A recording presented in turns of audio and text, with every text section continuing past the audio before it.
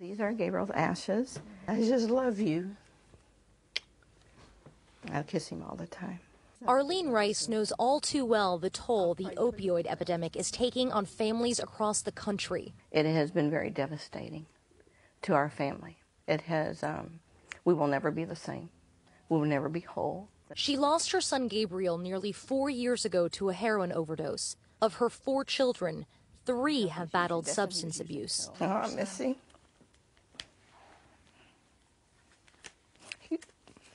He's the best boy.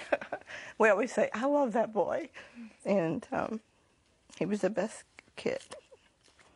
Even up until, we were close up until the day he died. Janice Durbin's son Jason has been fighting addiction for more than 20 years. He is currently in a treatment center. The guilt is the worst, I think, because then you think, well, what did I do wrong? Or should I have done this better or that better? Or because everybody wants to tell you do tough love. And until they have a child who has an issue with addiction, they don't know what that means. Louisville, Kentucky is the latest city to experience a spike in heroin overdoses.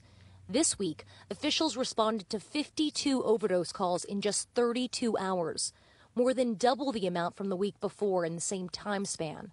It really makes me sick, really. That's the first thing that I think of. It's just getting worse and worse, and it seems like there's nothing working or nothing being done. It's not just the parents who feel frustrated. ER doctors here are overwhelmed with patients. In January alone, Metro Emergency Services answered 695 overdose calls. That's 22 a day. Many of those patients are transported to Norton Audubon Hospital. We see it every day, and in times past it would be unusual to have very many heroin overdoses. Now it's unusual if we don't have them. It's a very good day in the emergency department if I don't see a heroin overdose. And how often are those days? I haven't had one of those days in a long time. His worst day? This past fall when he treated 9 overdoses in one shift. It's just an incredible burden on the healthcare system. According to Dr. Couch, doctors are administering higher doses of a drug called naloxone, a medicine that is used to treat opioid overdoses. That's because the heroin is getting stronger and stronger. That's why people like Arlene never leave home without her naloxone, also known as Narcan. She says she carries it with her lipstick. I never got a chance to tell him, how sorry I was. How sorry you were for what? For not understanding his plight. And for that, Arlene is now an advocate for those fighting substance abuse. There does come a point where you sometimes wear down, but then you get back up and you fight. You're like, I am not going to let this win. I will fight till the day that I die to try to ensure that someone else's child doesn't die. I can't save all of them, but maybe one. Before we can explore your brain on opiates, we need to understand a few things.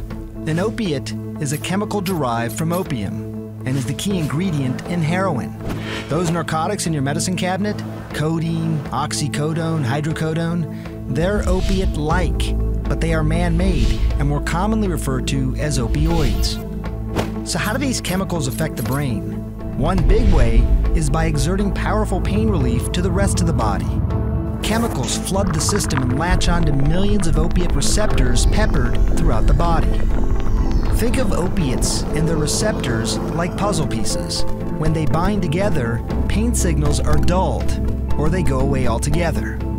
If the brain already has opiate receptors, doesn't that mean it can naturally provide pain relief? That's right. Feel-good chemicals like endorphins are natural opiates that dull pain and also give you a rush. The problem with man-made opiates that mimic endorphins, take too many and they can overwhelm the system, give you too much of a rush. That can lead to dependence or abuse. Addiction becomes an even bigger problem because opiates also slow down breathing and heart rate. Mix them with other things that slow down your body, and everything could grind to a halt. In fact, every 19 minutes, someone dies of an accidental prescription drug overdose. Most of the time, it involves an opiate. It's now more common than dying in a car crash. If you want to avoid that fate, don't take more than you're prescribed. Don't use other people's prescriptions. Never mix opiates with alcohol. And maybe try other ways of alleviating your pain. like over-the-counter pain relievers and good old-fashioned exercise.